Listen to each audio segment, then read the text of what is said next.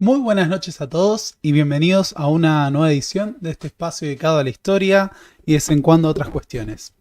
Antes de arrancar a hablar, quiero empezar haciendo una aclaración necesaria y pertinente para el desarrollo de este video, que es que estoy con el cuello duro.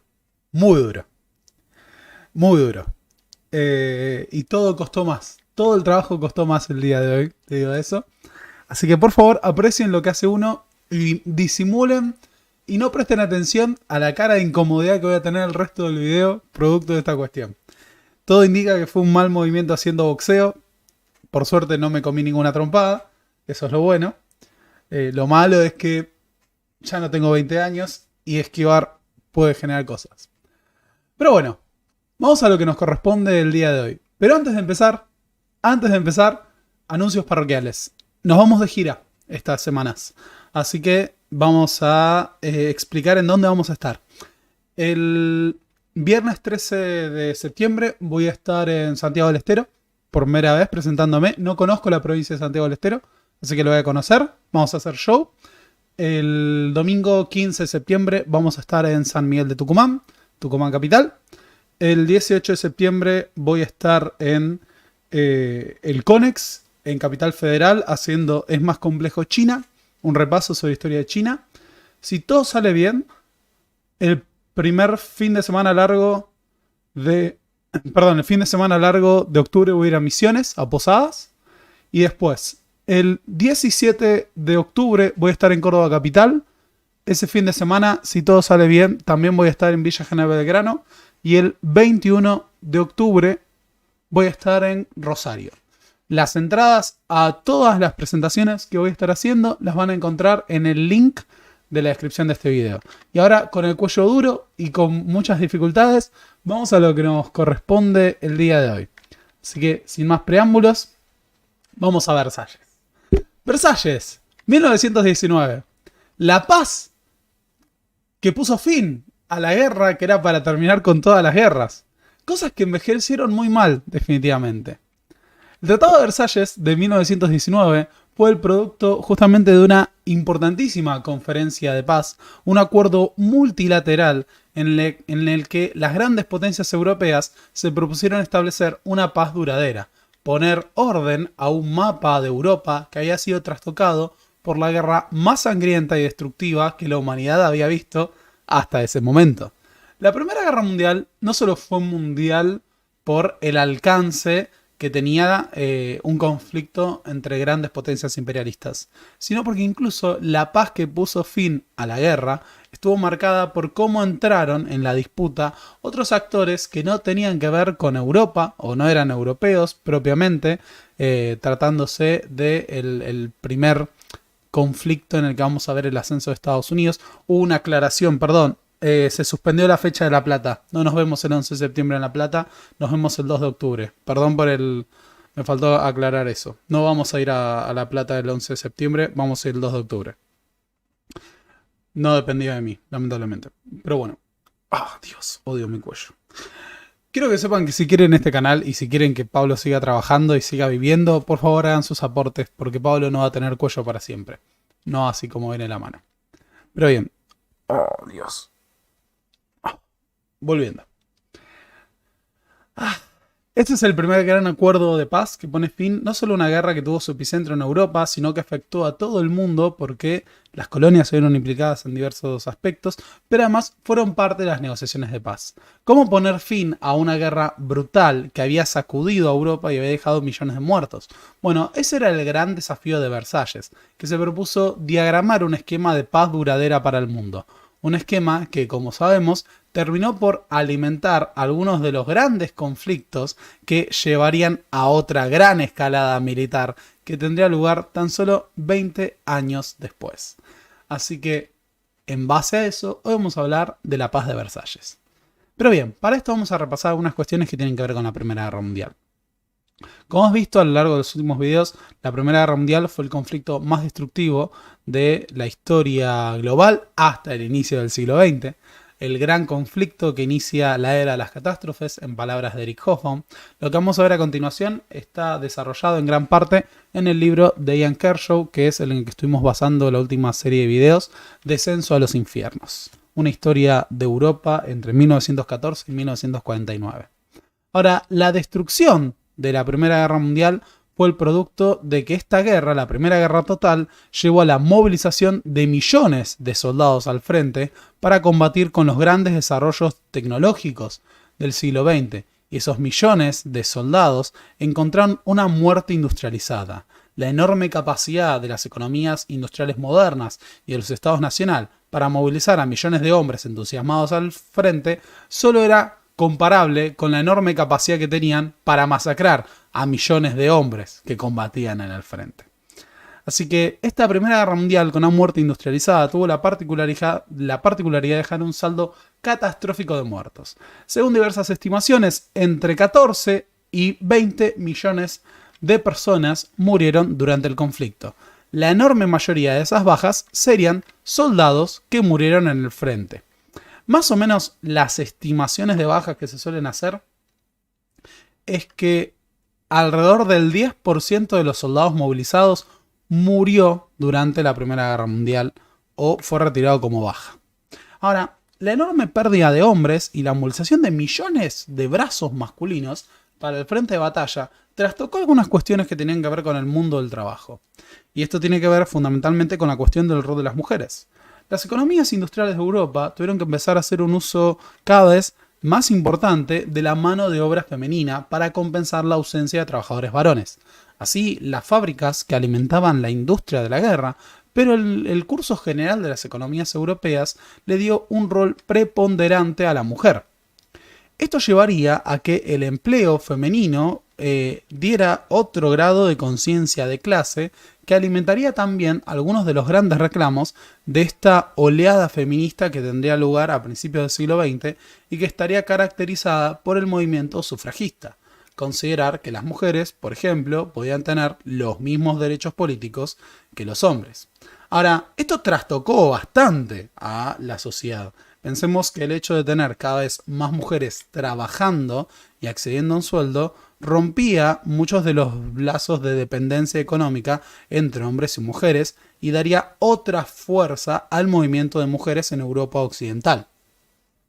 Pero además de trastocar la experiencia de lo que era el mundo laboral y de la industria detrás de lo que había ocurrido, detrás del campo de batalla, también la experiencia de la guerra se llegaba a la mayor parte de la población a partir de la destrucción. La Primera Guerra Mundial fue sumamente destructiva también porque se emplearon por primera vez bombardeos sobre ciudades, se emplearon armas industriales, incluso utilizando zeppelins y aviones, se atacó a ciudades que estaban muy lejos del frente, como nos muestran algunas fotografías, justo ahora no coloqué, de los bombardeos sobre París y sobre Londres. La destrucción de la guerra llevó a una escala muy superior de lo que habían sido los conflictos hasta ese momento. Las armas de la moderna revolución industrial podían destruir ciudades enteras, reducir pueblos a cenizas y escombros, o incluso destrozar el paisaje y dejar la tierra casi infértil por la destrucción. Ahora, los niveles de devastación que experimentó la Primera Guerra Mundial y que muchas veces se citan para mostrar estos paisajes apocalípticos, la tierra de nadie, marcada por el lodo, los cráteres de las explosiones, algunos hablaban de los paisajes lunares, hay que decir que tuvo un impacto muy desigual en el conjunto del subcontinente europeo. No todas las naciones europeas experimentaron la guerra con la misma brutalidad, pero incluso hay destrucciones que fueron sumamente localizadas. O sea, más allá de la enorme capacidad destructiva, lo cierto es que el impacto fue muy desigual. Por ejemplo, en el caso del frente occidental, en donde se produjo un número catastrófico de pérdidas humanas en batallas como las de Verdún, Ypres, el Somme, entre otras, lo cierto es que la destrucción estuvo muy localizada al espacio que ocupó la guerra de trincheras. Ese frente que se extendía desde el Mar del Norte hasta la frontera con Suiza fue el epicentro de la carnicería y también de la destrucción. De tal forma que si yo me paraba en lo que era la tierra de nadie o el contexto que rodeaba a las trincheras, la devastación era absoluta porque la línea del frente había permanecido en muchos casos prácticamente inmutable durante años. Sin embargo, si nos adentrábamos en el territorio, descubríamos enormes diferencias. Podíamos descubrir que a 100 kilómetros de una tierra totalmente devastada por años de bombardeos, todavía había praderas verdes e incluso una vida que transcurría con normalidad. Por eso la destrucción en Europa Occidental, en el frente occidental, estuvo muy concentrada en la línea del frente, en donde, de nuevo, hubo espacios que quedaron durante el periodo posterior prácticamente infértiles por el grado de destrucción que se dio con los bombardeos, mientras que haciendo a veces unos pocos kilómetros se encontraban campos verdes que no se parecían en nada a los lodazales apocalípticos de la Primera Guerra Mundial. Algo muy distinto ocurrió en Europa del Este. Si en Europa Occidental la destrucción fue muy concentrada a algunas regiones, en el frente oriental las líneas de las campañas se movieron cientos de kilómetros de manera dinámica durante todo el periodo. Y esto implicaba que la destrucción no se circunscribía a una línea de frente, sino que los ejércitos en sus marchas, contramarchas, saqueos, campañas de represalia, conquistas y demás, destruyeron amplias áreas de territorio y se dieron desplazamientos de población mucho mayores. El hecho de tener líneas de frente constantemente avanzando, la necesidad de vivir sobre el terreno en extensiones mayores, de combatir sobre diversos pueblos, llevó a que la devastación fuera muchísimo mayor. Recordemos que hubo localidades que fueron tomadas y retomadas en más de una ocasión, pero a lo largo de frentes mucho más amplios, como cuando, por ejemplo, se dio el profundo avance de las fuerzas del Imperio Ruso durante la ofensiva Brusilov. Ahora, esto también implicaba un sufrimiento por parte de los civiles mucho mayor. Los teatros de operaciones abarcaron ciudades y regiones enteras que fueron sacudidas por la guerra, que no se circunscribía a un territorio. Y a su vez hubo muchas más represalias contra la población civil en Europa del Este, en el frente oriental, de lo que hubo en Europa Occidental, más allá de lo que fue el caso de Bélgica.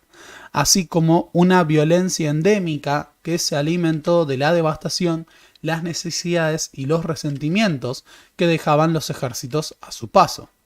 Así que en Europa del Este, la guerra sacudió aún más a una región que de por sí ya era históricamente, no solo en Europa del Este, también en los Balcanes, en el sur de Europa, una región que ya era la más pobre y atrasada de Europa.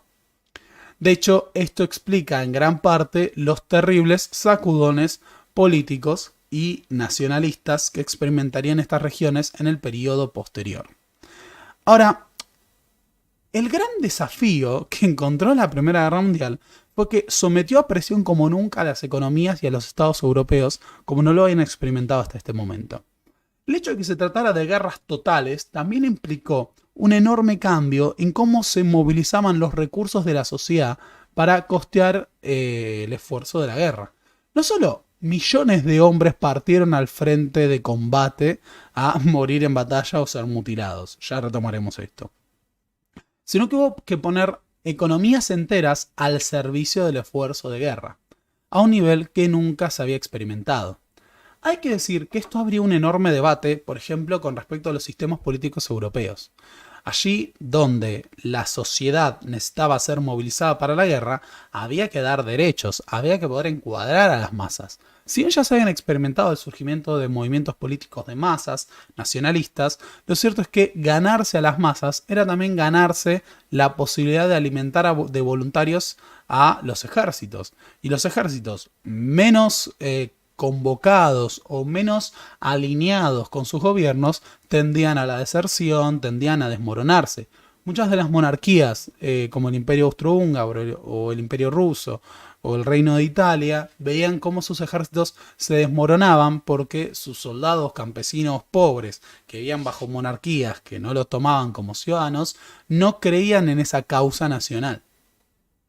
Bueno, el gran conflicto de las clases gobernantes europeas fue ser capaces de movilizar el conjunto de los recursos y coordinar las industrias para alimentar el esfuerzo de guerra. Esto supuso, entre otras cuestiones, un incremento de las capacidades que tenían los estados y su capacidad sobre todo para intervenir en las economías. Las industrias nacionales fueron puestas al servicio del Estado, se establecieron cupos de producción, también hubo en algunos casos, a partir de la devastación de la guerra, racionamiento, y se buscó someter justamente a una suerte de gran consenso nacional la cuestión de este esfuerzo militar, lograr que el conjunto de los partidos políticos se unieran a la hora de votar en los congresos la aprobación de los presupuestos de guerra. Así que pasamos a tener economías más concentradas, estados con burocracias más desarrolladas y con mayor intervención en sus propias economías para alimentar el esfuerzo militar. Ahora, estos gobiernos también fueron puestos a prueba por el nivel de tensiones sociales, políticas, que generaba mantener una guerra de años con un costo catastrófico en vidas humanas. Y acá, de nuevo, hay que plantear las diferencias. Muchos estados lograron mantener a sus ejércitos fuertemente motivados. Es el caso, por ejemplo, de Inglaterra y Francia. Inglaterra y Francia lograron mantener una moral muy alta a lo largo del conflicto, aunque en 1917 las fuerzas francesas protagonizaron una serie de motines masivos que requirieron de la intervención del gobierno para poder paliar las demandas de sus soldados. En algunos casos, los descansos, poner un límite a las exigencias. En Alemania hubo una moral altísima que llevó a que justamente en el marco de lo que era la propaganda del Imperio Alemán, los soldados creyeran, incluso hasta 1918, que podían ganar la guerra. Esto no es un detalle menor, porque la moral alemana recién se desplomó en 1918 cuando fracasa la ofensiva de primavera y se pierden, por ejemplo, unas pocas semanas, la cantidad de bajas que se perdieron en los meses de la batalla de Verdún. Un caso muy distinto es el del Imperio Ruso. El Imperio Ruso tuvo una moral muy baja ya tempranamente en la guerra, que llevó a deserciones masivas, actos de indisciplinamiento y que terminó con el derrumbe político del régimen zarista por una revolución. Algo similar también ocurrió en el Imperio Austrohúngaro, donde los soldados multinacionales de un ejército gobernado por una dinastía que estaba hacía siglos, no se sentían sumamente convocados, estaban divididos por cuestiones nacionales y en muchos casos se demostraron ineficaces para mantener la disciplina o incluso para permanecer en el frente de batalla. Esto es lo que explica también en el Imperio Turco-Otomano el derrumbe del imperio producto de la desmoralización. En los últimos 2 años de la guerra, así como ocurrió con el ejército del Imperio Austrohúngaro, el ejército otomano se desintegró en medio de divisiones. Y esos ejércitos que se desintegraban llegaban a sus territorios, se proponían unirse a las naciones de las que provenían, formar sus estados nacionales en algunos casos, pero también era una fuente de inestabilidad. Hay que recordar que la guerra tuvo la particularidad de provocar el derrumbe de los 4 grandes imperios europeos: el Imperio Alemán, el Imperio Ruso, el Imperio Austrohúngaro y el Imperio Otomano. Esa violencia del campo de batalla también alimentaría lo que fue la crisis de los conflictos étnicos nacionales y las revoluciones obreras y motines que tendrían lugar en los años que siguieron a la Gran Guerra. Ahora, uno de los grandes temas era la oposición al esfuerzo bélico y la oposición a la guerra. El movimiento pacifista siempre ha tenido importancia en lo que era el movimiento obrero, los partidos socialistas y demás. Distintos gobiernos tuvieron que enfrentar reclamos por parte de la oposición izquierdista, la causa de la paz en más de una ocasión y el rechazo a la guerra. Esto se dio en Alemania, se dio en Francia, pero hubo, como en otros casos, distintas impactos muy diferenciados. Por ejemplo, en Francia, el movimiento pacifista tuvo la particularidad, o el movimiento de oposición a la guerra, tuvo la particularidad de que Francia estaba siendo invadida en su propio territorio, y eso generaba un sentido de unidad mucho mayor. En Alemania, el Partido Socialista se opuso desde un principio y después se vio obligado a apoyar el esfuerzo militar, pero hacia el final criticaría fuertemente no solo la guerra, sino el esfuerzo político. Ahora, en los escenarios nacionales, muchos de los gobiernos trataron de lograr el apoyo de las masas a partir de alimentar divisiones sociales e ideológicas y el rechazo a extranjeros o a las clases dominantes. Las situaciones de privación, los conflictos que generaban el alto número de muertos, mutilados y heridos en general, habían llevado a una tensión social en aumento. Muchos hombres, mujeres, trabajadores ponían sus ojos sobre los sectores empresariales, sobre los banqueros, sobre los extranjeros, y en algunos casos se empezó a alimentar ya, incluso en Alemania, el rechazo a los judíos y las explosiones de antisemitismo que se justificaban planteando que los judíos oprimían a los trabajadores alemanes y que a través de la especulación estaban haciendo ganancias con el esfuerzo militar. Ahora, estos sistemas políticos eran puestos en tensión porque tenemos que recordar que si bien habían empezado a expandirse los regímenes republicanos o representativos en Europa, muchos de los gobiernos europeos todavía eran monarquías absolutistas o con un cascarón absolutista. Es el caso, por ejemplo, de la situación del Imperio Ruso, el Imperio Austrohúngaro. El Imperio Alemán tenía participación en el Parlamento, pero en el Ejecutivo a través del voto. En la última etapa de la guerra hubo huelgas, hubo protestas por la situación de explotación. Es el caso de las huelgas de mayo de 1918 en Francia, en donde el descontento y la caída de la moral en medio de la gran contraofensiva, en medio de la ofensiva de primavera del Imperio Alemán, habían llevado a tensionar la capacidad de los franceses. Luego, cuando la guerra dio su vuelco definitivo en favor de los franceses, eso cambió. Pero lo cierto es que hubo fuertes tensiones sociales a lo largo de toda esta época, y muchas de las tensiones que se generaron con el movimiento obrero también eclosionarían en oleadas de huelgas que, también inspiradas por la Revolución Rusa, tendrán lugar en los años de 1918, 1919 y 1920.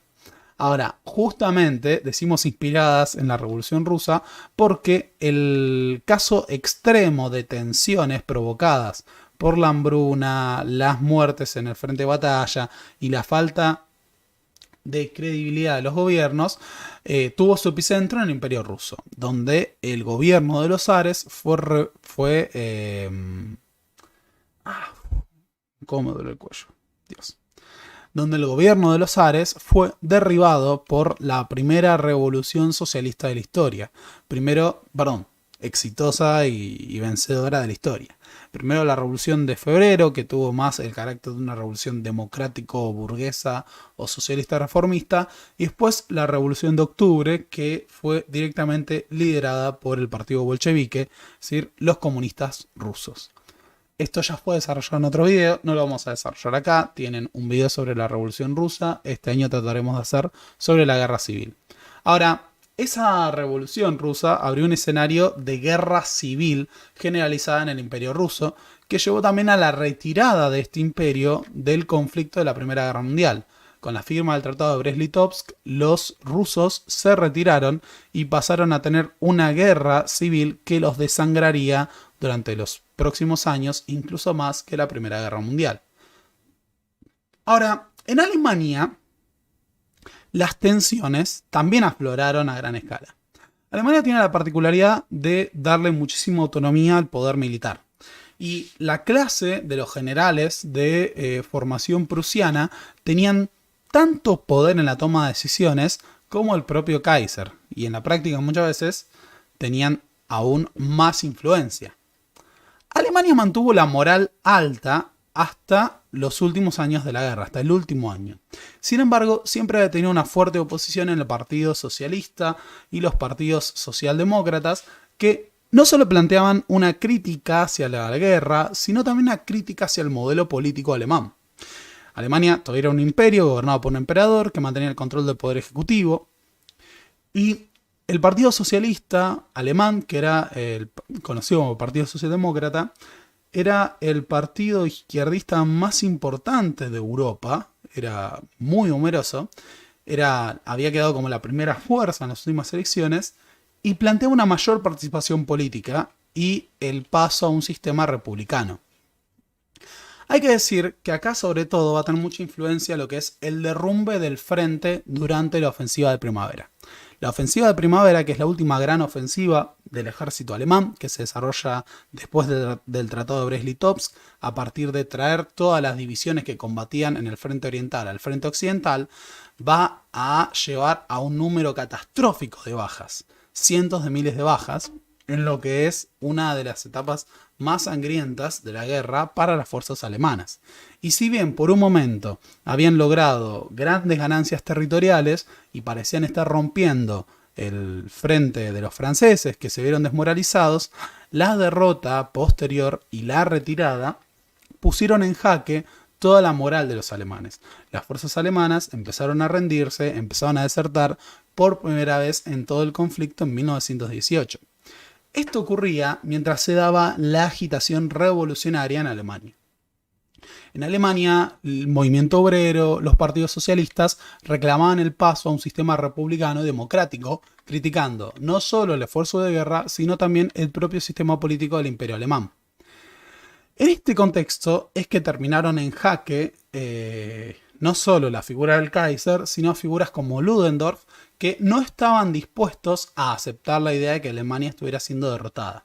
Como vimos en el video sobre el desarrollo general de la Gran Guerra, el alto mando alemán se negaba a reconocer la derrota y pensaba más bien en la posibilidad de pasar la responsabilidad a las nuevas autoridades cuando asuma el gobierno socialista.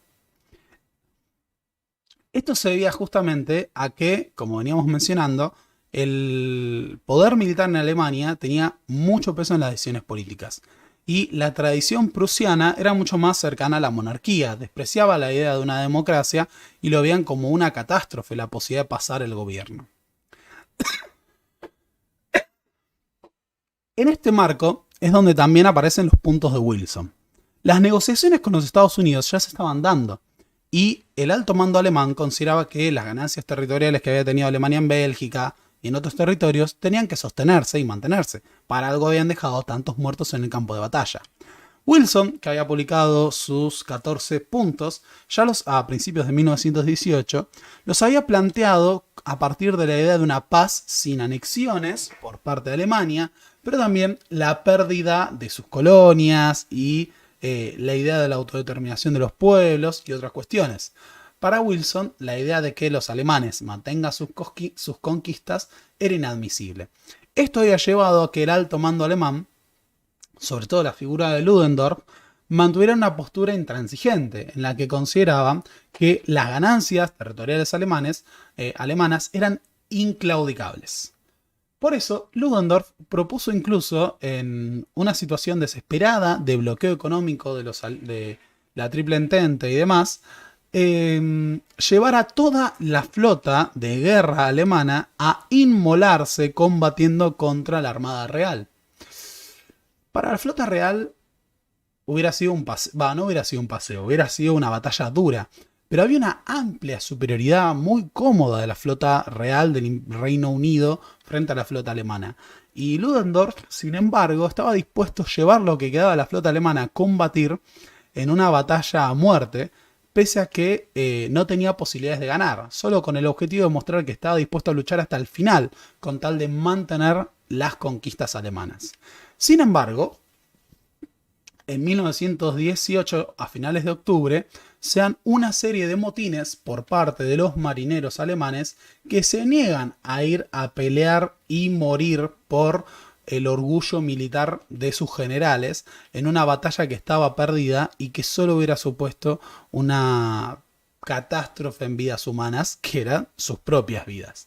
Así que los motines de los marineros alemanes a finales de octubre de 1918 llevan a que este proyecto de Ludendorff fracase y el propio Ludendorff va a terminar renunciando en medio de una oleada generalizada de protestas, huelgas, motines de soldados, motines de obreros, que estaban poniendo en jaque toda la estructura del Imperio Alemán.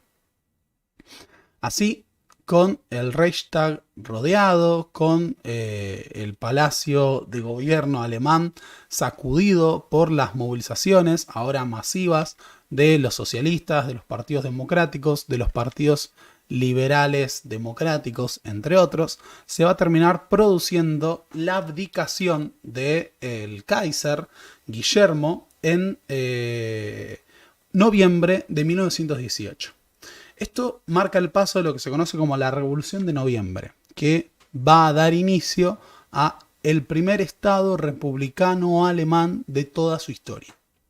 Esta Revolución de Noviembre se da en el marco de no solo la abdicación de el Kaiser Guillermo, sino también unas semanas antes de la renuncia de Ludendorff, que había renunciado echándole la culpa a todos los demás por la derrota, menos a sí mismo. Así, en noviembre de 1918 se proclama la República de Alemania, que sería conocida posteriormente como la República de Weimar. Ese anuncio estuvo capitaneado por la figura de Friedrich Ebert, que era el máximo líder del Partido Socialdemócrata alemán y que sería el primer presidente de la nueva República Alemana. Dios, cómo me duele el cuello. Para Ludendorff y los altos mandos alemanes de tradición prusiana, que tenían un profundo rechazo por la idea de la democracia, esto era una catástrofe. La opción por la democracia era el peor de los destinos posibles para Alemania. Ellos habían sido formados en otras tradiciones y a su vez estaban viendo cómo se pagaba el precio de la humillación militar. Es por eso que el alto mando alemán mantendría profundos resentimientos de la situación que se estaba gestando y esperaría el momento oportuno para recuperar el terreno perdido. Ahora, escenarios similares también se dieron en otros escenarios. La caída del Imperio Alemán, como habíamos mencionado antes, no era la única, sino que también fue acompañada antes del derrumbe del Imperio Austrohúngaro.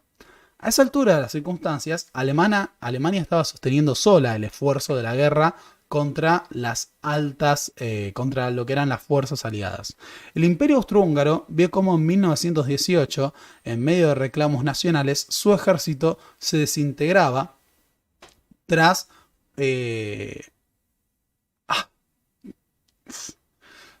largos años de guerra, conflictos internos, hambrunas, desabastecimiento. La particularidad de cómo se desintegró el Imperio Austrohúngaro fue que muchos de los soldados planteaban unirse a los territorios y a sus propios pueblos que estaban reclamando su independencia como estados nacionales. La autonomía, la autodeterminación de los pueblos del Imperio Austrohúngaro era uno de los puntos de los 14 puntos de Wilson. Y en este contexto fue incluso decisión de sus propios soldados desertar y unirse a esa causa, mientras las protestas y las huelgas sacudían y producían el derrumbe y la desintegración del antiguo imperio de los Habsburgo. Así, no solo se descompuso en Austria y Hungría, sino que surgirían montones de estados nacionales a partir de esa destrucción y desintegración del Imperio Austrohúngaro. Mientras esto ocurría, tenemos que entender que también se produjo el derrumbe del Imperio Otomano. A partir de 1917, el costo de guerra fue prácticamente insostenible para las fuerzas otomanas, que empezaron a desertar masivamente. Esto llevaría también a revueltas nacionalistas árabes en gran parte del territorio del Imperio Otomano, mientras se desintegraban otros territorios. Ahora, en el caso del Imperio Otomano, la guerra llevaría a otra serie de guerras que tendrían el carácter de una guerra civil entre grupos separatistas y el Proyecto Nacional Turco, también contra las fuerzas de ocupación extranjera, que sería conocida en la propia historia de Turquía como la Guerra de Independencia Turca, que llevaría a la conformación de la Turquía moderna. Ahora, este era el contexto que rodeaba las negociaciones de paz entre los franceses y los alemanes también, cuando se decidió el fin de la guerra a las 11 horas del día 11 del mes 11. Los alemanes no estaban en muchas condiciones de seguir negociando, pero había una particularidad. Alemania no había experimentado la guerra en su propio territorio. Las fuerzas alemanas seguían combatiendo en la frontera con Francia y en el territorio que habían tomado en Bélgica. Cuando las fuerzas alemanas firmaron la paz ahora frente a un nuevo gobierno, que era el producto de la Revolución de Noviembre, y que ya gobernaba tras la abdicación del Kaiser, el clima político en Alemania estaba enrarecido.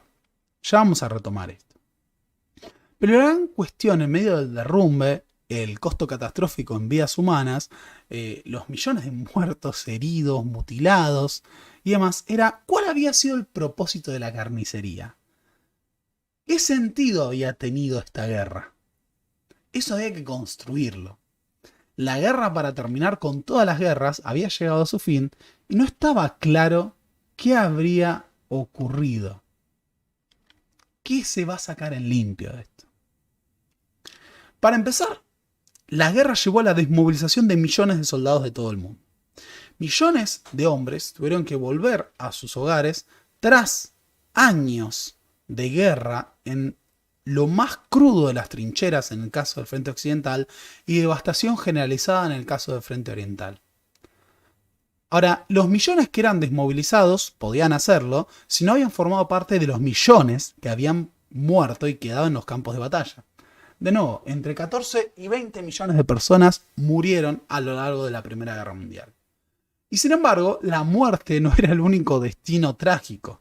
Hay que sumarles a los millones de heridos que quedaron con cicatrices permanentes, o los mutilados que quedaron incapacitados producto de la pérdida de algún miembro, la pérdida incluso de la capacidad motriz o la imposibilidad de valerse por sus propios medios. Incluso en aquellos que llegaron con sus cuerpos enteros, todavía estaba el trauma de la guerra, el shock nervioso y el estrés postraumático, todos conceptos que se desarrollarían masivamente a partir de este escenario. Ahora, muchos eran recibidos como héroes, ¿no? Lloyd David George, el ministro británico, planteaba que había que construir un país de héroes, a la altura de los héroes que habían combatido en la Primera Guerra Mundial. En Francia, muchos fueron aclamados, festejados, pero llegaban totalmente traumatizados. Una de las caras del enrarecimiento del clima de guerra en Alemania fue lo que pasó con los hombres que volvieron. Los soldados alemanes que volvieron del campo de batalla fueron recibidos como vencedores, fueron victoriados, nunca habían sido derrotados. La propaganda de los generales prusianos planteaba que el ejército alemán había quedado invicto de la Primera Guerra Mundial, nunca había sido derrotado, y el control de la información y la propaganda había llevado a que la opinión general de la población alemana fuera que Alemania nunca había sido derrotada como tal. Ahora, estos sistemas políticos, que se vieron totalmente fracturados por el clima de la guerra, fueron parte del escenario que encontraron los soldados que volvieron.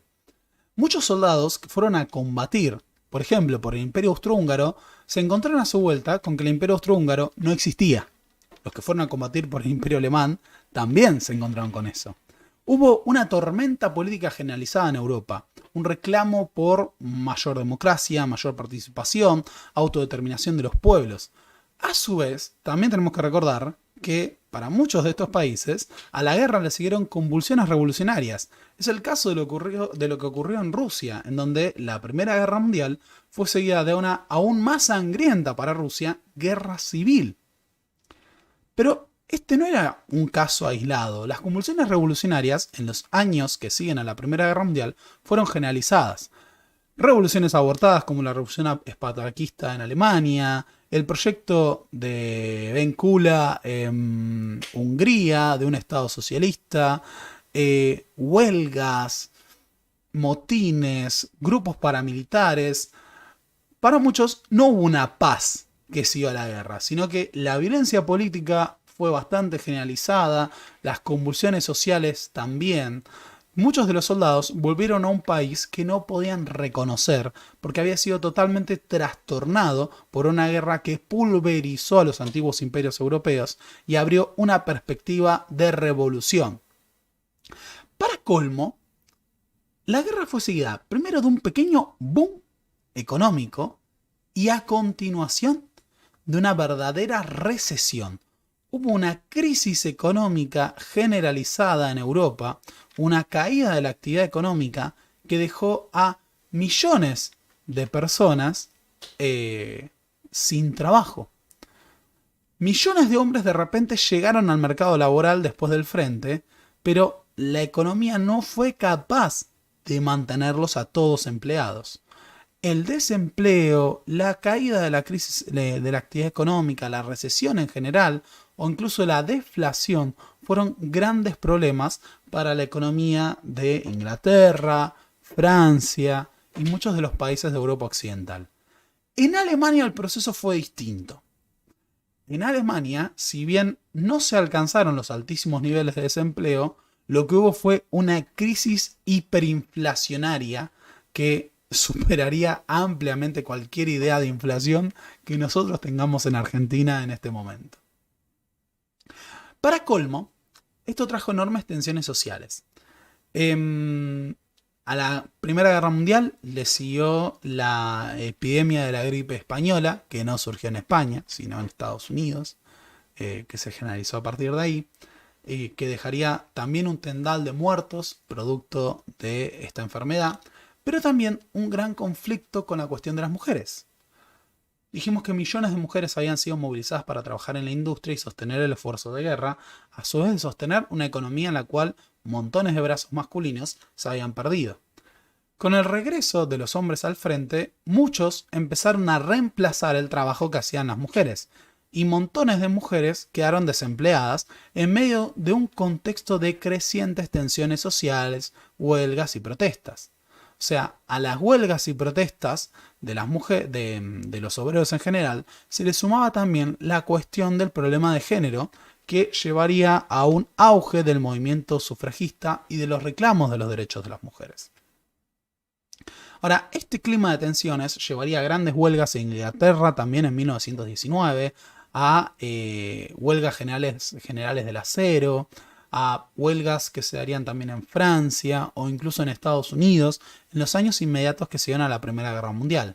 Sería un gran desafío para los gobiernos de estos estados tratar de sostener lo que era el esfuerzo de, sostener el orden a partir de la represión y el control de la población. Ahora, el otro tema era cómo se construía la memoria sobre lo que había ocurrido. En Francia hubo homenajes, en Inglaterra hubo homenajes y hubo una particularidad. Millones de hombres habían quedado enterrados en el frente y en el campo de batalla. Muchos eran irreconocibles, era muy difícil de establecer sus nombres. En el caso de Francia hubo una gran campaña por parte de la opinión pública para realizar algo que fue muy costoso para el gobierno, que fue exhumar los cuerpos y traerlos, porque la opinión de muchos de los habitantes y los ciudadanos franceses y sus familiares era que no quería que sus hombres estuvieran enterrados junto a los soldados alemanes. Eso llevó a que montones de cuerpos de soldados franceses fueran desenterrados y trasladados. Ahora, en el medio, como dijimos, montones de cuerpos eran irreconocibles. Es así como entre los homenajes que se llevan adelante en Europa Occidental aparece el homenaje a una nueva figura, que es la figura del soldado desconocido, un héroe anónimo que se perdía en la multitud de aquellos que murieron por defender a la patria, o incluso de aquellos que quedaron totalmente irreconocibles por la mutilación de sus cuerpos producto de las nuevas armas. Ahora, hubo países que no tuvieron héroes anónimos. Por ejemplo, en Rusia no hubo figura del héroe anónimo y no hubo grandes conmemoraciones a los caídos en la Primera Guerra Mundial. En la memoria de la guerra que construyó el nuevo Estado bolchevique, la Primera Guerra Mundial había sido una guerra entre potencias imperialistas, una guerra a la que el pueblo trabajador había sido llevado para pelear por la autocracia zarista y no merecía homenajes. En Alemania también la cuestión de los homenajes fue rara porque para muchos alemanes la guerra fue seguida por la humillación nacional. Ahora, montones de soldados volvieron del frente de batalla brutalmente mutilados, con la pérdida de montones de miembros o incluso incapacitados mentalmente.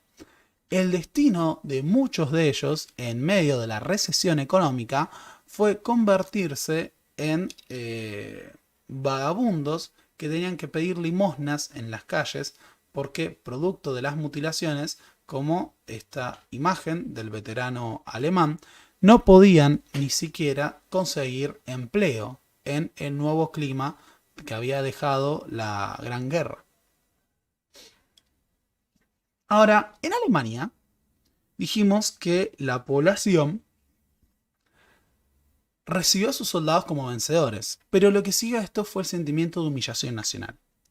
La experiencia de la guerra fue la experiencia de una humillación, sobre todo por los terribles planteos que dejaba el Tratado de Versalles, tema que veremos posteriormente. Pero la idea del mito de un alemán invencible, la idea del mito de una humillación por parte de las potencias aliadas, llevaría a que el orgullo militar prusiano permanezca bajo la superficie, esperando el momento de volver a asomar y cambiar el curso de los acontecimientos. El momento de tomar revancha por esta humillación nacional.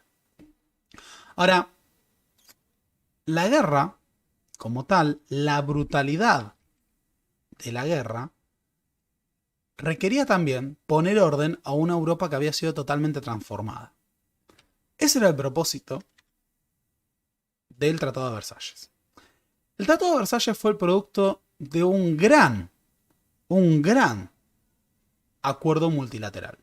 Se movilizaron embajadas de todos los nuevos países, de todas las nuevas naciones, con el objetivo de establecer un reordenamiento del mapa europeo que pudiera dar orden al caos. Un caos que se daba en medio de recesión económica, revoluciones, derrumbe de imperios, crisis producto de los conflictos étnicos y nacionales, y la cuestión de Alemania. Ahora, más allá de las consecuencias lejanas de esto, la paz de Versalles, el acuerdo de Versalles, fue pensado como un acuerdo multilateral que tenía que poner orden y establecer un sistema de paz duradero para Europa. En este sentido, acá me permite una licencia que agrego yo, fue muy similar al proyecto de la paz de Westfalia. Yo había dejado una foto. Me estoy adelantando con él. Un segundo. Me surgió una crisis.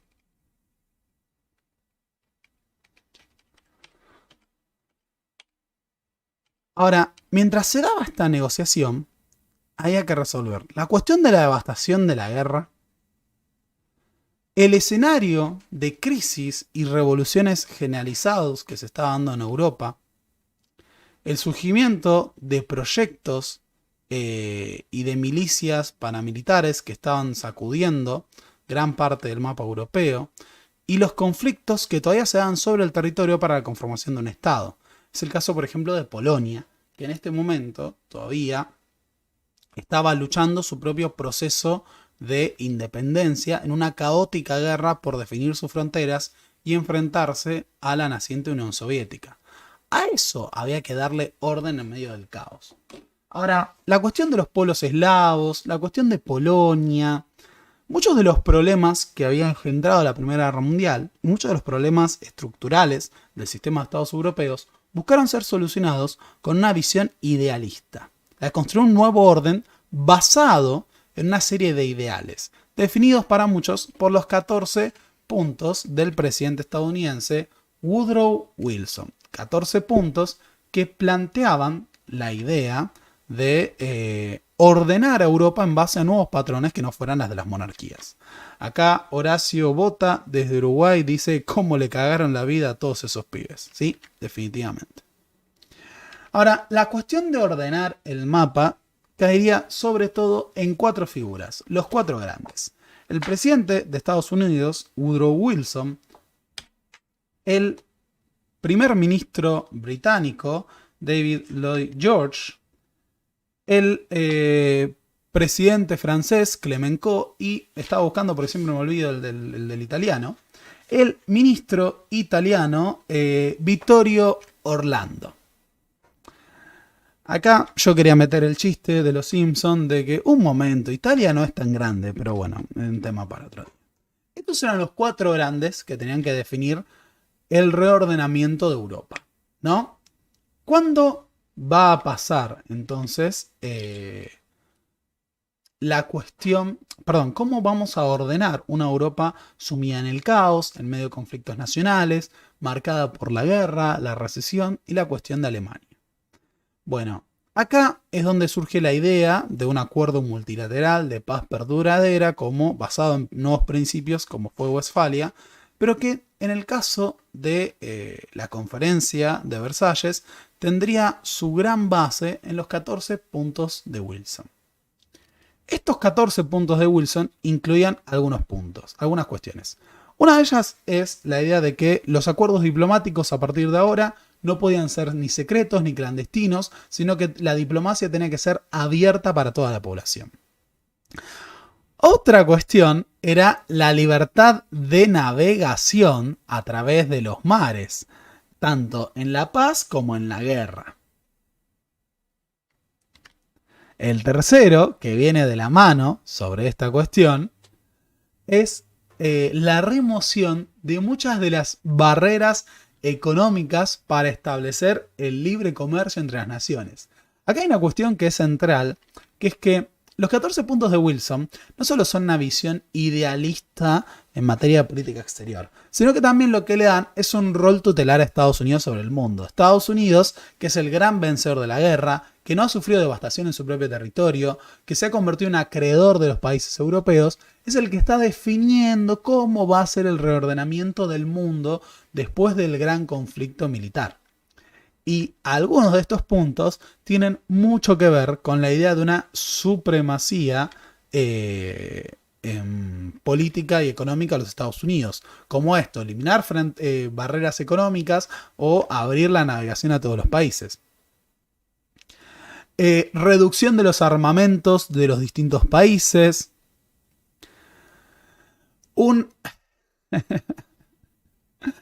Una resolución imparcial y abierta de los reclamos coloniales basados en los intereses soberanos de los pueblos que están involucrados en esta cuestión. La evacuación de todo el territorio ruso y el establecimiento de algún acuerdo con respecto a la cooperación con Rusia. Hay que decirlo, después, en el marco de la Revolución Rusa, las potencias europeas intervinieron militarmente en Rusia, invadieron su territorio, primero para lograr que los bolcheviques cayeran y que Rusia se reincorporara a la guerra, y después para provocar la caída de los bolcheviques. La evacuación de Bélgica por parte de las fuerzas alemanas, la liberación de todos los territorios franceses ocupados, pero también de la resolución de la cuestión de Alsacia y Lorena, anexionada por los alemanes en la guerra franco-prusiana en 1871. El reajuste de las fronteras italianas sobre fronteras claramente reconocibles de nacionalidad, porque acá había un tema que los italianos querían territorios en el Tirón y en los Balcanes. Los pueblos del Imperio Austrohúngaro deben tener un lugar entre las naciones, protegido y asegurado, basado en la autodeterminación. Rumania, Serbia y Montenegro deben ser evacuados, por entonces ocupados por las potencias centrales. Serbia debe ser liberada, igual que muchos de los países de los Balcanes, que deben ser unidades independientes.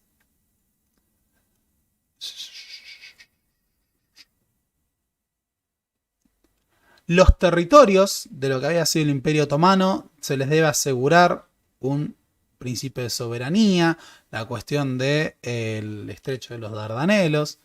Un Estado polaco independiente debe ser erigido en los territorios habitados por el pueblo polaco. Y por último, se debe conformar una asociación general de naciones con el propósito de asegurar garantías mutuas de independencia política y integridad de sus territorios, y acá no lo dice, pero también de una paz duradera en Europa, lo que sería la Sociedad de Naciones, el precedente de la ONU. Ahora, acá se habla de la autodeterminación de los pueblos. Y hay un punto que es que Wilson lo plantea en términos muy ambiguos, porque la autodeterminación de los pueblos, para la aplicación, esto lo escriben antes del Acuerdo de Versalles, era un problema, porque había muchos dominios coloniales por parte del Reino Unido, por parte de Francia, por parte de Bélgica, y si el principio es la autodeterminación de los pueblos, de todos los pueblos, entonces habría que darles la independencia. Y nadie quiere eso. Los imperios coloniales tienen que seguir siendo imperios coloniales. Los soviéticos fueron los primeros en plantear la cuestión de la autodeterminación de los pueblos. De hecho, en el marco de la Revolución Rusa, la bandera de la autodeterminación de los pueblos fue levantada como una manera de enfrentar a los grandes imperios europeos. Pero también hubo movimientos separatistas en la Unión Soviética.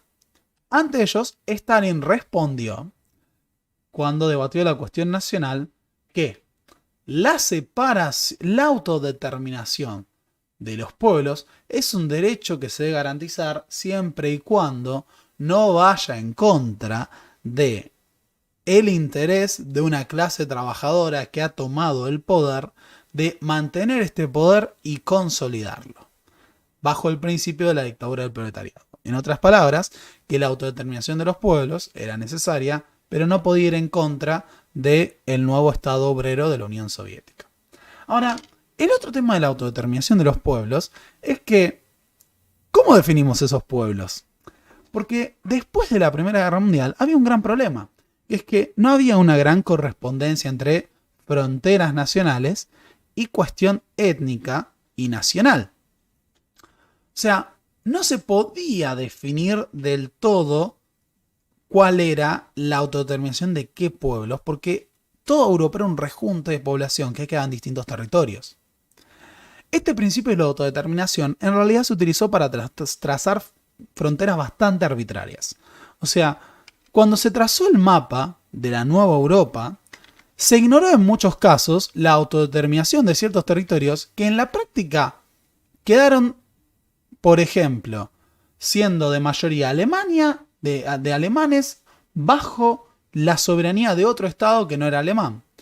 Es lo mismo que ocurrió en muchos de los pueblos, con muchos de los pueblos de los Balcanes. Una parte importante de Hungría fue cedida a Rumania, pero incluso entre ellos territorios que eran de población mayoritariamente húngara, que ahora pasó a tener un gobierno rumano. Lo mismo pasaba con Polonia, que pasaba a tener territorios, por ejemplo, de lo que era Silesia, en donde la población era mayoritariamente alemán, pero eso no importaba. O sea, en la práctica,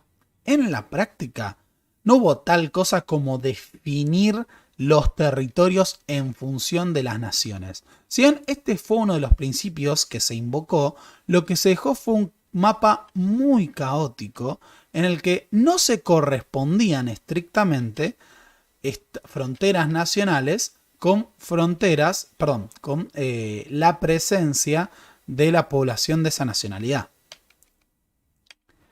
Ahora, esto a su vez se tenía que hacer sobre un caos. Si nosotros vemos el mapa de Europa en 1914, teníamos una serie de imperios enormes que ocupaban a un conjunto de pueblos muy diversos, que Además, se derrumbaron en 1918 producto de la propia guerra, de revueltas nacionales, entre otras cuestiones. Y lo que había que definir era incluso sobre esa situación ya de caos, de conflictos nacionales y separatistas, cómo se resolvían las nuevas fronteras. Aunque me que les quiero poner el otro mapa. No miren que no dejé el mapa acá. Ya volvemos. Este es el mapa de Europa definido por Versalles. Un mapa en el que, por ejemplo, a la disolución del Imperio Austrohúngaro le siguió el surgimiento de un Estado austríaco, Checoslovaquia, Hungría, totalmente particionada a partir del crecimiento que tuvo Rumania. El Estado de los eslavos, Yugoslavia, primero el reino de los serbios y demás. Bulgaria, Albania, el Imperio Otomano que se desintegró, el surgimiento de un Estado polaco independiente, las repúblicas del Báltico, Lituania, Letonia y Estonia, Finlandia, entre otros. Ese mapa no se correspondía necesariamente, quiero remarcar, con la presencia de esas poblaciones. A pesar de que se invocó ese principio, no siempre se dio, y de hecho en muchos casos se dejaron situaciones muy problemáticas. Ahora, el otro tema que había que resolver y que era un problema era la cuestión de Alemania. Un agradecimiento a Francisco Allende, que nos dice: por fin puedo seguir la clase en vivo, gracias por tu trabajo de difusión. Pablo, saludos desde Ámsterdam. Un abrazo enorme desde este lado del Atlántico.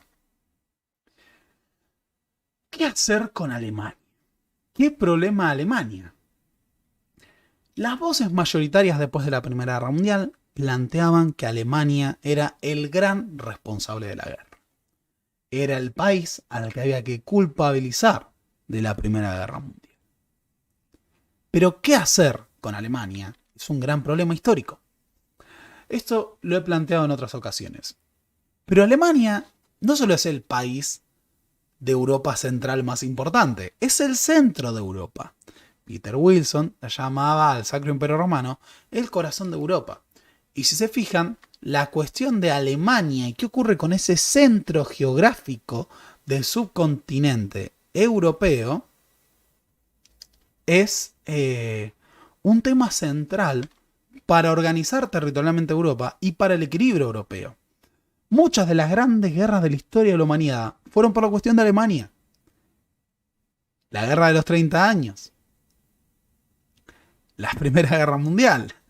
Espero que ella haya sido la última. La guerra franco-prusiana, las guerras que rondean la unificación alemana. ¿Cómo hacer pagar a Alemania por esto?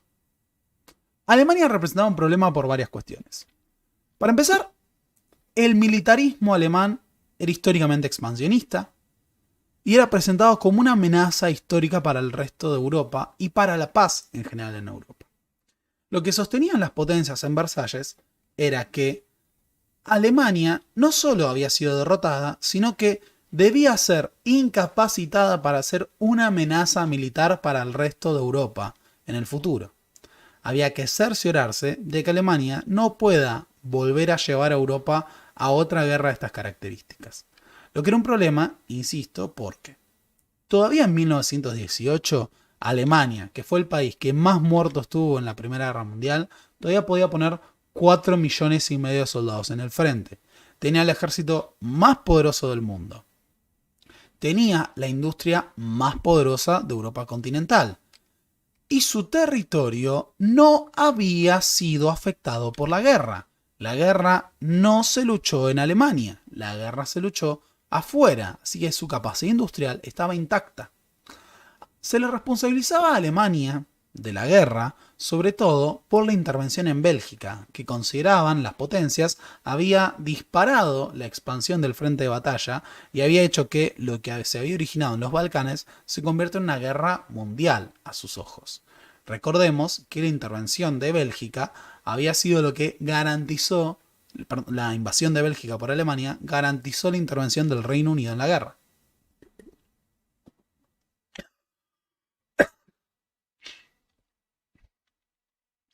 A ver. A su vez, la exit... A ver, pausa.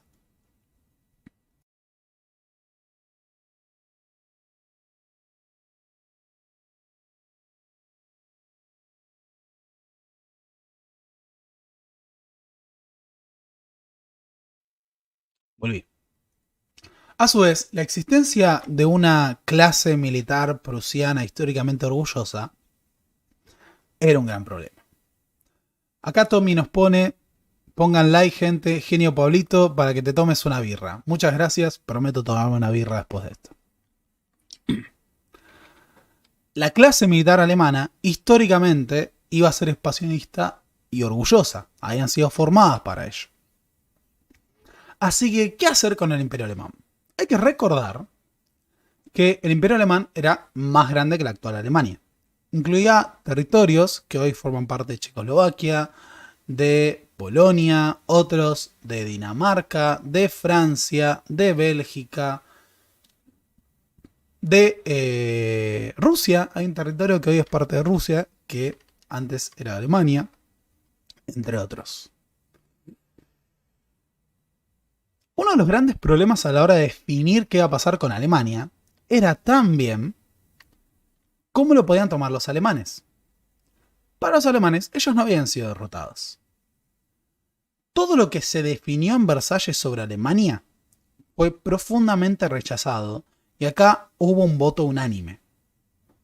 Lo rechazaban los militares prusianos, el Partido Socialdemócrata Alemán, los partidos nacionalistas, los liberales, todos rechazaron lo que se hizo en Alemania después de la guerra. Para ellos era una gran humillación. Ahora, muchas veces dejamos abierta la idea de que se destruyó Alemania, ¿no? Porque el gran mito nacional alemán, sobre todo nacionalista alemán, de lo que pasó en la Primera Guerra Mundial, es que se humilló totalmente a Alemania sin ningún criterio y listo.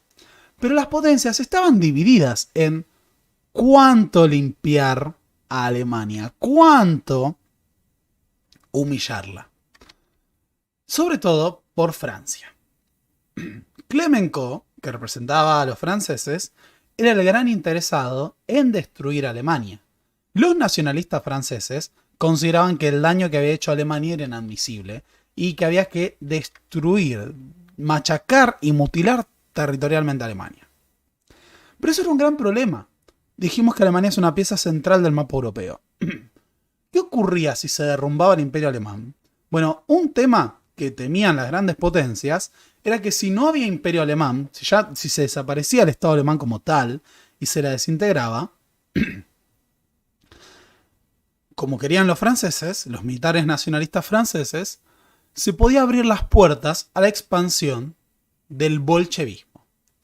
Alemania, con ese rol central que tiene en Europa, era también un estado tapón ante las amenazas de que la revolución rusa se expanda hacia el resto de Europa. Si Alemania era totalmente destruida, las puertas quedaban abiertas a que las ideas bolcheviques se expandieran por toda Europa del Este y Europa Central. Eso era algo inadmisible. Había que conservar a Alemania de alguna manera. Pero no podía ser toda Alemania. Y a su vez, no podía ser la Alemania que tenía esa capacidad militar e industrial. Así que se decidió redefinir las fronteras de Alemania. A Alemania se le quitó el 13% de su territorio. Esencialmente los territorios que se quitaron a Alemania fueron Prusia Occidental y el corredor del Danzig, que es esta extensión de tierra, que pasó a ser parte del Estado polaco, una porción de territorio que pasó a ser parte de Checoslovaquia, una región del sur, una región del norte de Alemania que fue incorporado a Dinamarca, y en el oeste las regiones de Alsacia y Lorena que pasaron a el reino, iba a decir, a Francia, y una serie de territorios que pasaron a Bélgica. Pero a su vez, se crearon zonas desmilitarizadas y neutrales en torno al Rin. Uno de los intereses de los franceses era fijar la frontera de Alemania más allá del Rin. A su vez, lo que ocurrió acá, por las dudas, es que Alemania quedó separada de una parte de su territorio, que era el territorio de Prusia Oriental. O sea, literalmente les separaron una parte de Alemania del resto del país, que quedó aislada por vía terrestre.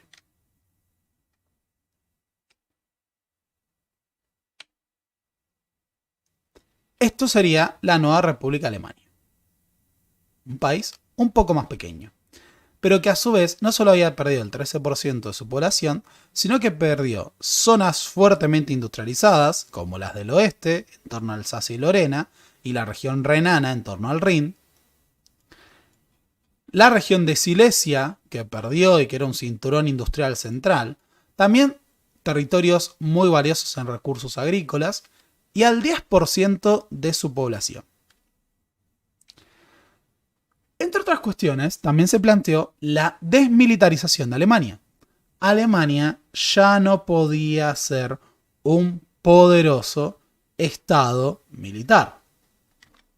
Dijimos que Alemania había sido capaz todavía en 1918 de poner 4,5 millones de soldados en el frente. Eso no puede volver a ocurrir.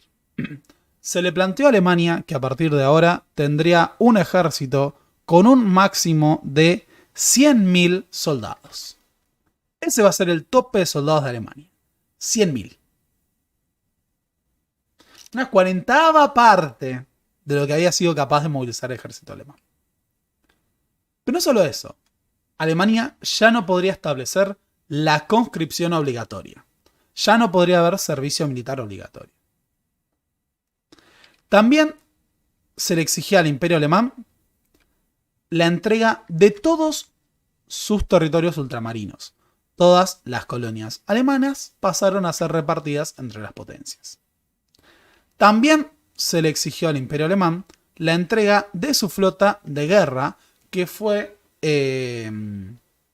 confiscada por las grandes potencias.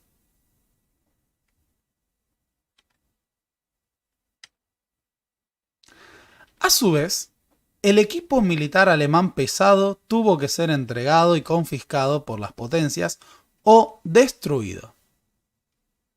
Toda la capacidad militar de Alemania fue reducida. Pero esto no era todo. Dijimos que hubo zonas desmilitarizadas. También hubo zonas que pasaron a estar bajo control prácticamente de la Sociedad de Naciones, como la zona de la región de Renania. Eso implicaría que hubo territorios alemanes que permanecieron ocupados por las grandes potencias. O aún peor, que en la década de 1920 las fuerzas francesas se atribuyeran el derecho de ocupar militarmente la región del Ruhr para, obligando a la población alemana a trabajar, cobrar las reparaciones de guerra. Esta es una foto de las fuerzas francesas cruzando a ocupar Alemania. Y acá está el último punto, considerado por muchos el más humillante. Se le exigió a Alemania el pago de las reparaciones de la guerra. La cláusula 231 del Tratado de Versalles establecía, a partir de una comisión conformada por los aliados, el pago de 132.000 millones de marcos de oro. Alemania no solo perdía territorios, sino que tenía que pagar una suma enorme, que fue presentada como una verdadera humillación. Como muestra esta caricatura de la época, los términos que muestra un oficial francés, Foch, comandante en jefe de las fuerzas francesas, es que el pueblo alemán debe pagar por todo el daño que se ha hecho a civiles en la tierra, en el mar o desde el aire. Esta suma, hay que decirlo, no es que era una suma absoluta. Absolutamente, destinada a hacer colapsar la economía alemana. Pero era una carga muy pesada que fue vista como una verdadera humillación. Que no hizo más que fomentar la idea de que esto era una humillación total para toda Alemania. Alimentada a su vez por el gran mito de que Alemania nunca había sido derrotada.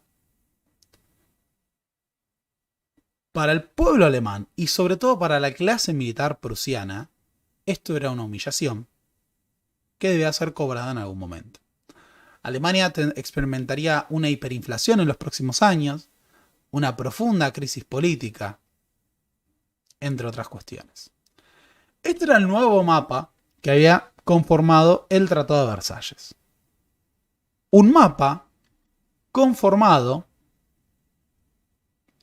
para asegurar el equilibrio europeo, una nueva paz en Europa, que Alemania deje de ser una amenaza para la paz, entre otras cuestiones.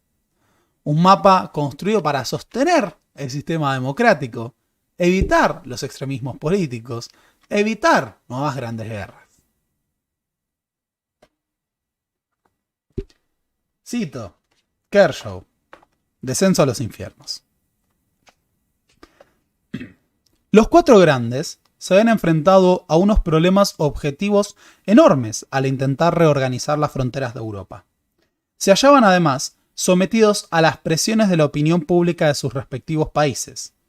Fue inevitable tener que aceptar algunos compromisos. No obstante, lo que produjeron no fue tanto un marco para una paz duradera como la receta para un potencial desastre futuro.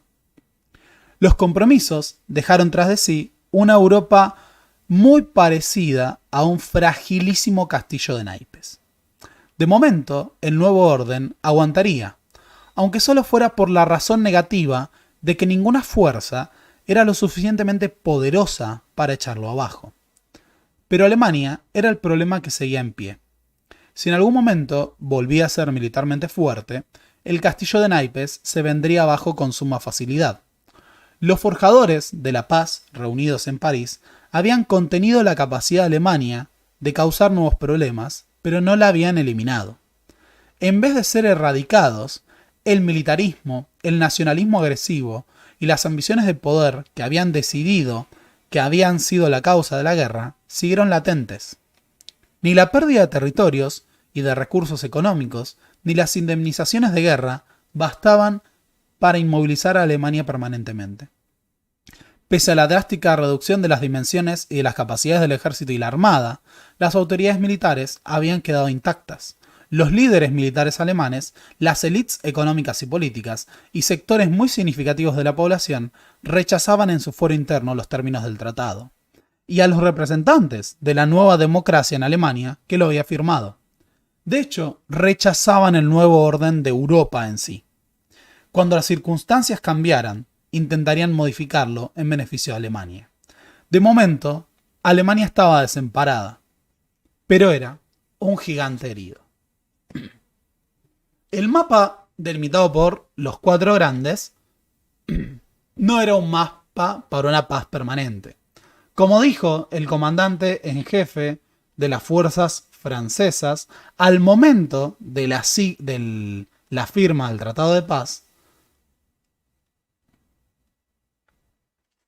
Ferdinand Foch anunció, casi de manera profética: esto no es una paz, es un armisticio de 20 años. Alemania estaba herida, Alemania estaba humillada, pero era un gigante herido.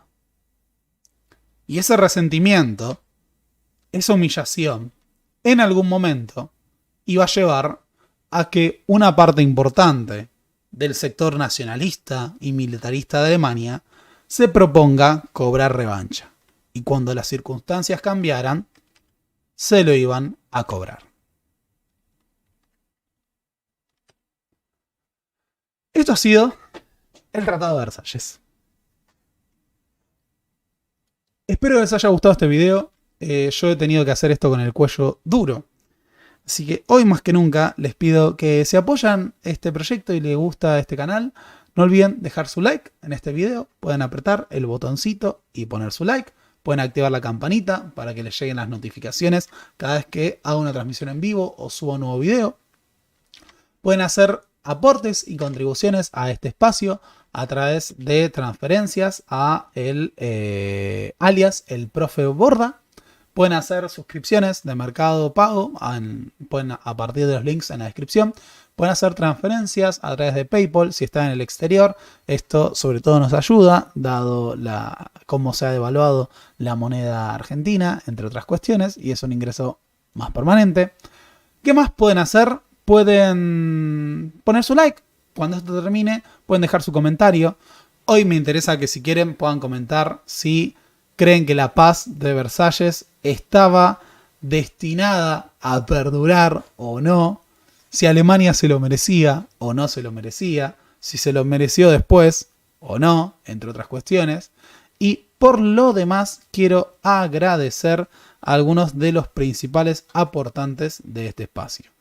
Agradecemos a los comandantes presidentes Gotija, Ezequiel Caselles, Tomás Buschhammer, Facundo Soler, Mauro Pascuso y Santiago José Fernández. Y también agradecemos a los Juan Domingo Ho Chi Minh, Carmilla, El Roma, Octavio Mario García y Sabo Coprivica. Así que nada, eso ha sido todo por hoy. Espero que lo hayan disfrutado, espero que les haya gustado. En algún momento haremos sobre el ciclo de revoluciones, pero no ahora. No sé qué vamos a hacer la semana que viene. Estoy ahí a la espera. Quiero retomar el ciclo de la ira de la revolución y demás. Pero bueno, también me doy cuenta de que este ciclo les ha gustado. Así que nada. No olviden dejar su comentario cuando esto termine. No dejen de apoyar este espacio. Y nos vemos la próxima, amiguitos. Adiós.